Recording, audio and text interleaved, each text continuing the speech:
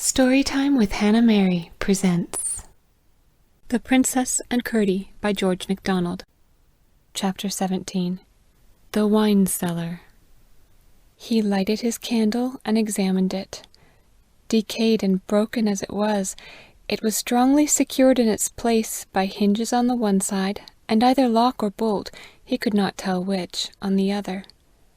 A brief use of his pocket-knife was enough to make room for his hand and arm to get through, and then he found a great iron bolt, but so rusty that he could not move it.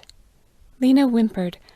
He took his knife again, made the hole bigger, and stood back. In she shot her small head and long neck, seized the bolt with her teeth, and dragged it grating and complaining back. A push then opened the door. It was at the foot of a short flight of steps. They ascended, and at the top Curdie found himself in a space which, from the echo to his stamp, appeared of some size, though of what sort he could not at first tell, for his hands, feeling about, came upon nothing. Presently, however, they fell on a great thing. It was a wine-cask. He was just setting out to explore the place by a thorough palpation, when he heard steps coming down a stair. He stood still, not knowing whether the door would open an inch from his nose or 20 yards behind his back. It did neither. He heard the key turn in the lock, and a stream of light shot in, ruining the darkness, about 15 yards away on his right. A man carrying a candle in one hand and a large silver flagon in the other entered and came towards him. The light revealed a row of huge wine casks that stretched away into the darkness of the other end of the long vault. Curdie retreated into the recess of the stair, and peeping round the corner of it, watched him, thinking what he could do to prevent him from locking them in. He came on, until Curdie feared he would pass the recess and see them. He was just preparing to rush out and master him before he should give alarm, not in the least knowing what he should do next, when, to his relief, the man stopped at the third cask from where he stood. He set down his light on the top of it, removed what seemed a large vent peg, and poured into the cask a quantity of something from the flagon.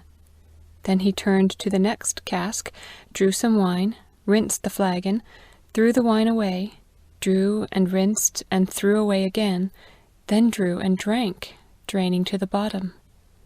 Last of all, he filled the flagon from the cask he had first visited, replaced the vent peg, took up his candle, and turned towards the door. "There is something wrong here," thought Curdie. "Speak to him, Lena," he whispered. The sudden howl she gave made Curdie himself start and tremble for a moment. As to the man, he answered Lena's with another horrible howl, forced from him by the convulsive shudder of every muscle of his body, then reeled, gasping to and fro, and dropped his candle. But just as Curdie expected to see him fall dead, he recovered himself, and flew to the door, through which he darted, leaving it open behind him. The moment he ran, Curdie stepped out, picked up the candle, still alight, sped after him to the door, drew out the key, and then returned to the stair and waited. In a few minutes he heard the sound of many feet and voices.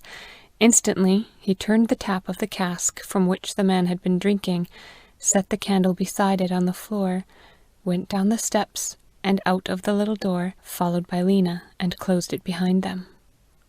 Through the hole in it he could see a little, and hear all. He could see how the light of many candles filled the place, and could hear how some 24 feet ran hither and thither through the echoing cellar. He could hear the clash of iron, probably spits and pokers now and then, and at last heard how, finding nothing remarkable except the best wine running to waste, they all turned on the butler, and accused him of having fooled them with a drunken dream. He did his best to defend himself, appealing to the evidence of their own senses that he was as sober as they were.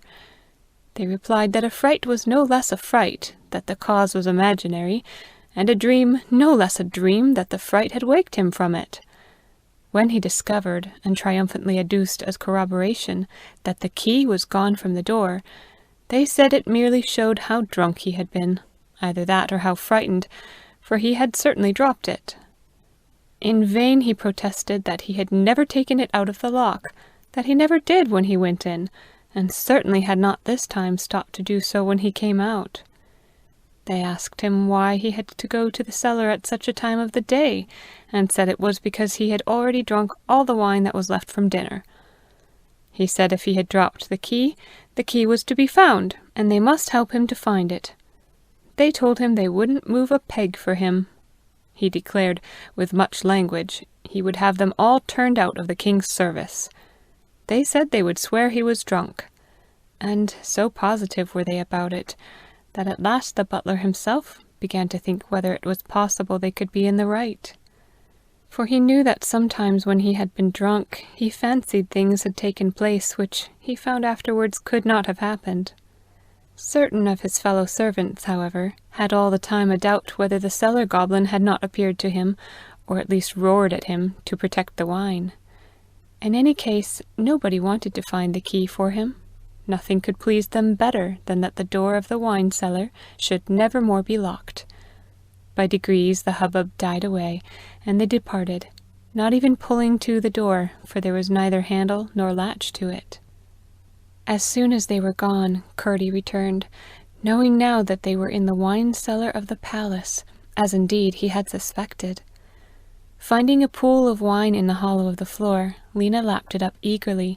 She had had no breakfast, and was now very thirsty as well as hungry. Her master was in a similar plight, for he had but just begun to eat when the magistrate arrived with the soldiers.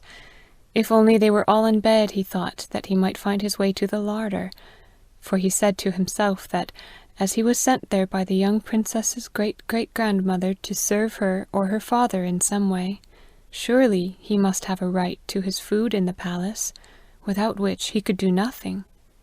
He would go at once and reconnoitre. So he crept up the stair that led from the cellar. At the top was a door, opening on a long passage, dimly lighted by a lamp. He told Lena to lie down upon the stair while he went on. At the end of the passage he found a door ajar, and, peeping through, saw right into a great stone hall, where a huge fire was blazing, and through which men in the king's livery were constantly coming and going. Some also in the same livery were lounging about the fire. He noted that their colours were the same with those he himself, as king's miner, wore, but from what he had seen and heard of the habits of the place, he could not hope they would treat him the better for that. The one interesting thing at the moment, however, was the plentiful supper with which the table was spread. It was something at least to stand in sight of food, and he was unwilling to turn his back on the prospect, so long as a share in it was not absolutely hopeless. Peeping thus, he soon made up his mind that if at any moment the hall should be empty, he would at that moment rush in and attempt to carry off a dish. That he might lose no time by indecision, he selected a large pie upon which to pounce instantaneously. But after he had watched for some minutes, it did not seem at all likely the chance would arrive before supper-time, and he was just about to turn away and rejoin Lena, when he saw that there was not a person in the place. Curdie never made up his mind and then hesitated. He darted in, seized the pie, and bore it swiftly and noiselessly to the cellar stair. End of chapter 17. Find more stories on Instagram at storytime.with.HannahMary.